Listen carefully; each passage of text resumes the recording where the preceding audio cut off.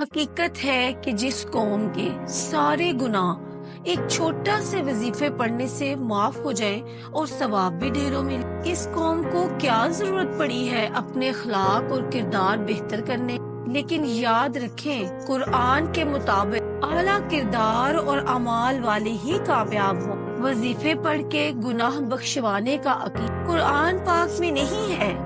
اسی لیے کسی کا حق نہ کھائیں، کسی کو گالی نہ دیں، کسی کے ساتھ برا نہ کریں، کسی پہ طنز نہ کریں، ملاوٹ نہ کریں، جھوٹ نہ بولیں، دھوکہ نہ دیں۔ تھوڑا نہیں تو اپنی ذہنیت کا علاج ضرور کریں۔